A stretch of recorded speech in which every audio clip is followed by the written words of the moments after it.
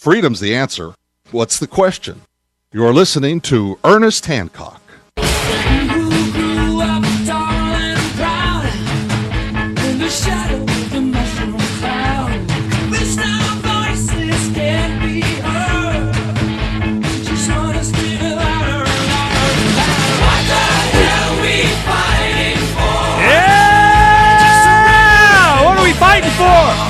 I don't know, I just want to survive, breathe in and out and stuff, you know, and spend time with my family and enjoy holidays and just, you know, what happened to the American lifestyle that we used to embrace and be proud of and talk about and experience. And does the next generation even remember what it used to be like in this country?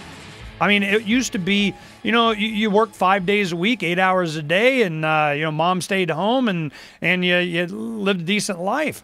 It's one thing we're going to be talking about Friday night. One of the gentlemen that's going to be speaking about the housing crisis, mortgage, foreclosure gate, what do you want to talk about? The biggest bank robbery in human history. And it's really just an excuse to segue into how we're going to survive this thing.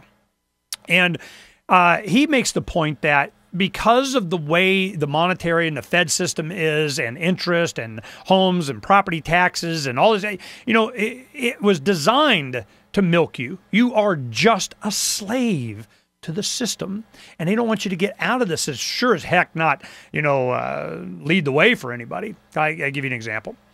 When you have someone, you have all these guys that, you know, I don't pay taxes. I haven't filed in so many years. Those are the guys that, you know, usually aren't gone after. You know, certainly if they're not a gazillionaire or something, nobody, they don't bug those guys. They go after the guys that are teaching other people to do that. That's who they go after. So when you have, you know, these co-ops and these farm outlets, or these little food markets, farmers markets, and so on, and you got SWAT teams. Why? It's a psyop. It's social and economic engineering at the barrel of a gun. What kind of people are the ones that they justify doing it? They like doing it. Yeah, hut, hut, hut, hut, hut. I mean, who are these people? Well, you know, you want to get information from the government. You're going to have a long time, you know, waiting on stuff. You know, they're doing bad stuff, and nobody's going to tell you. You're not going to hear about it and so on. Well, here comes WikiLeaks. You know, I remember when they first started, you know, different corporation information is getting out, and they didn't like it none too much. I remember a judge in California tried to, you know, stop them, and they were like, "What are you, stupid?" You know, they just move their servers around. You know, this battle's been going on for years.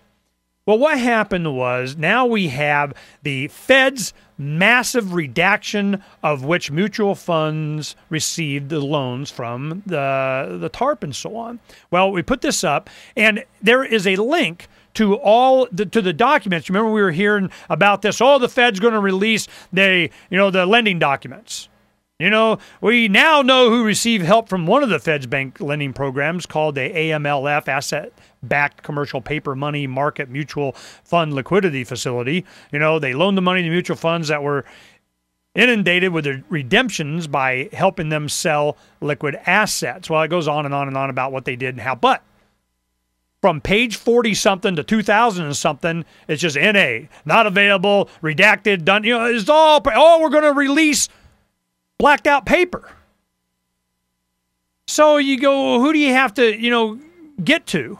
Who's going to do this? Well, here we have, there was an interview that was done by WikiLeaks, and he is talking to, who was, it doesn't matter, he's one of the media outlets, and they we got this story from Raw Story, and he was talking to someone else. But what happened was, he goes, you know, I have 5 gigabytes of just docs on a bank, a big bank, that's going to go down. And we go, ooh, everybody wants to see this one.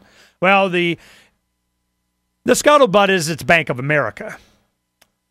How much will they go to get hold of Julian now? He's on the Interpol red alert list. And what's he going to share? You know, he's going to give the internal memos or whatever of these execs going, you know, we're gonna rape the planet. You know, I'm sure. You know, I mean, but is this going to change people? It's going to what? I think the biggest thing is it gets to us to see who the good and the bad guys are. I mean, when you got, the O'Reilly factor, out there, and, even Huckabee, death sentence, life imprisonment for Julian Assange. He's, what I'm going, wow, which side are they on? Okay. Then you have things like, the redaction. When you do get something from the government, they just redact it. Well, I want to read a couple of paragraphs from this one article. Is it really worth saving? And it's from A Sovereign Man. You go up and you'll look at it, the lessons from Rome. Government-controlled educational systems institutionalize us from childhood. That governments are just and that we should all subordinate ourselves to authority and to the greater good, and that they dictate in their sole discretion. They decide. You're dealing with a mob mentality, plain and simple. Do you want to waste limited resources, time, money, energy, trying to convince your neighbor that she should not expect free money from the government? Well, I think that'd be good. I mean, they shouldn't expect free money and get the moral argument and everything. But then he goes on to say you could spend a lifetime trying to change ideology and not make a dent. People have to choose for themselves to wake up. It cannot be forced upon them. This kind of reminds me we're going to go to Iraq and we're going to spread democracy with our Emlyn Abrams. If they're going to do whatever they're going to do, all you're doing is just throwing people into the resistance, the insurgents. If you just I don't know, if you bombed them with leaflets, just to translate the Declaration of Independence in their language, you probably have more impact than anything else. I mean, in fact, I talked to a CIA agent about that very thing, and that's another long story. Let's go on and read this. And until that happens, they're going to keep asking for more security and more control because it's the way their values have been programmed. When you think about it, what we call a country is nothing more than a large concentration of people who share common values. Over time, those values adjust and evolve. Today, cultures in many countries value things like fake security, subordination, and ignorance over freedom, independence, and awareness. When it appears more and more each day that those common values diverge from your own, all that's left of a country are irrelevant, invisible lines on a map. I don't find these worth fighting for. Sounds like Stefan Molyneux. Stefan Molyneux from Toronto. He's going to be at the Freedom Summit. He's doing an hour-and-a-half program, giving him a long time. He's getting the longest time at the summit on Sunday, and we're encouraging a lot of the young people and the voluntarists to come by and, $20, they get their lunch and have sandwich tables out there and so on, because I want them to hear this perspective, that it's just lines on a map, and all they are, you look at a map of the world and all the little colors, all they are is just farms, and we're just livestock. As long as we accept that, that's exactly how we're going to be treated.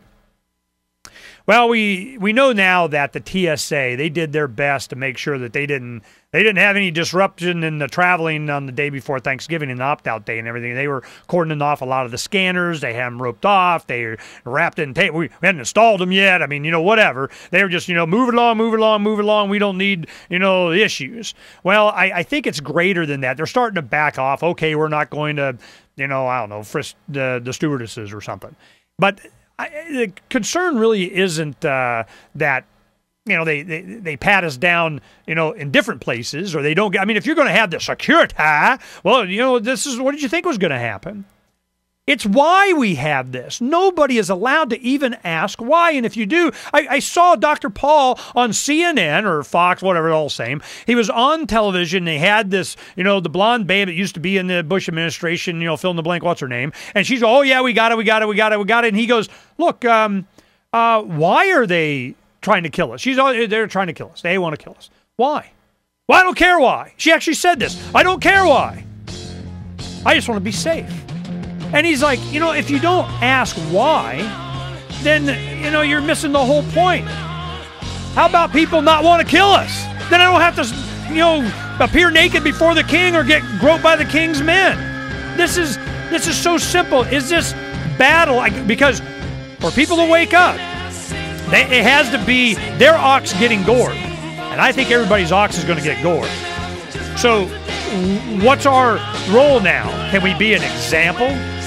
Can we go somewhere and be a light? Is the only thing we do be a lighthouse? Well, that's what we're trying to do. Freedom Summit's been doing it for a decade. 5 years of Freedom's Phoenix. Just making you aware, because some of you want to be free, and we want to help. We'll be right back with Barbara Peterson from farmwars.info. Got that right in a little bit.